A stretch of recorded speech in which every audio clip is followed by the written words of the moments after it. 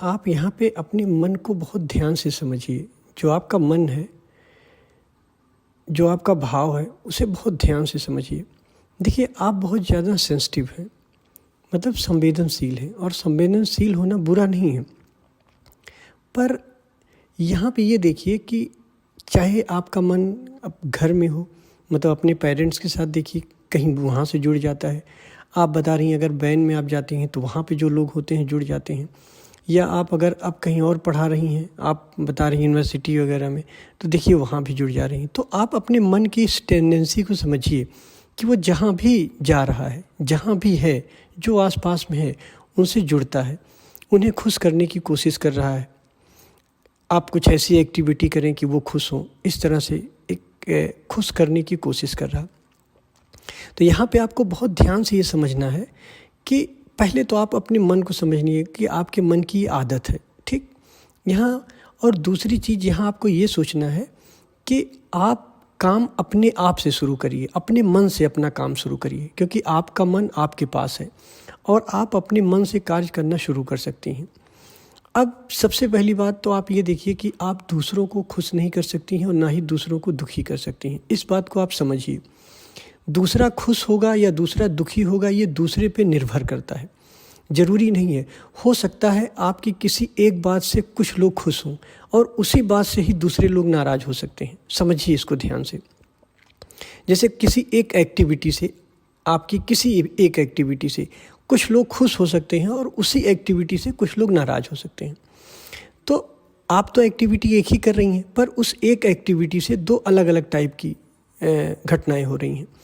तो यहाँ पे आप ये दिमाग लगाइए कि ऐसा नहीं हो सकता है कि आप सभी लोगों को एक साथ खुश कर सकती हैं या नाराज़ कर सकती हैं। किसी को खुश होना या किसी को नाराज़ होना, ये उसके बस में है। आपको अपने ऊपर कार्य करना है।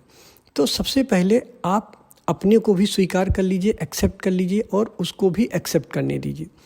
आप एक्सेप्ट कर लीजिए कि मैं जैसी हूँ, मेरे अंदर ये संवेदनशीलता है, मैं बहुत ज़्यादा संवेदनशील हूँ। अब मुझे अपने से ही कार्य करना है। तो जब आपका मन जुड़ जाए, जब किसी से अटैच हो, तो उस अटैचमेंट के प्रति सजग रहना है।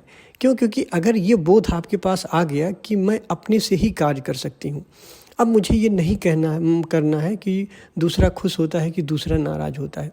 जो मेरे लिए सहज हो, मुझे वही कार्य करना है।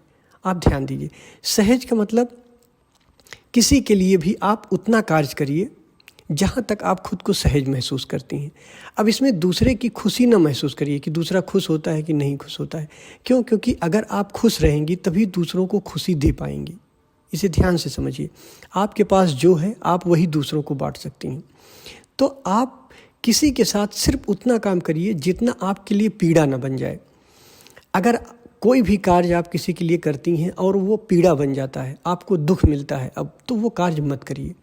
पहले अपने को आप समझिए कि हमें किसी के भी साथ हमें सिर्फ उतना करना है जितना मैं सहज हूँ, जितना मैं खुशी से कर सकती हूँ, और जितना करने में मुझे प्रॉब्लम होती है, जिस कार्य को करने में प्रॉब्लम होती है, भले दूसरों को खुशी हो, वो कार्य मुझे नहीं करना है। क्योंकि आपको पहले खुद को इम्प्रूव करना है, खुद को आपको पैदा करना है। तो ये आप समझिए, इस तरह से आप मुक्त हो सकती हैं इन सब चीज़ों से। और उसके बाद देखिए, जब आप ये सोच लेंगी, एक्सेप्ट कर लेंगी, एक समझ पैदा होगी, फिर पुरानी आदतों की वजह से आपका मन फिर वही कार्य करने के लिए कहेगा। आपका मन फिर वही डराएगा कि नहीं, दूसरा खुश हो हमसे, दूसरे लोग हमसे अच्छे से व्यवहार करें, मैं ऐसा कार्य करूं कि लोग मुझसे प्रसन्न हों। इस तरह से वो कहेगा मन। तो फिर उस मन को आप देखिएगा, उसके प्रति सजग रहिएगा, और जिस दिन आपकी सजगता पूरी हो जाएगी उस दिन आप इस चीज़ से पूरी तरह से मुक्त हो जाएंगी। तो आपको मेन दो काम करना है। पहले अपने मन को समझना है, और दूसरा आपको ये समझना है कि मुझे कार्य अपने से करना है। अब अगर मैं दुखी होती हूँ या मैं सुखी होती हूँ, मैं ये चाहती हूँ, तो मुझे वहाँ से काम करना है कि मेरे भीतर जब ये चाह पैदा हो या सुख या दुख पैदा हो इस तरीके से, तो मैं उसे देख ले जाऊँ। और दूसरा, मैं किसी के साथ सिर्फ उतना कार्य करूं, उतना तक ही कार्य करूं जहां तक मुझे सहज हो। सहज होने का मतलब कि उतना ही कार्य करूं जहाँ मुझे अपने को दुख न देना पड़े। अगर मैं किसी के साथ कोई भी कार्य कर रही हूँ पर अगर मैं अपने को दुख दे रही हूँ उस कार्य में, तो उसे वहाँ रोक देना है। इस तरीके से आप इससे मुक्त हो सकते हैं। आप सोचिएगा,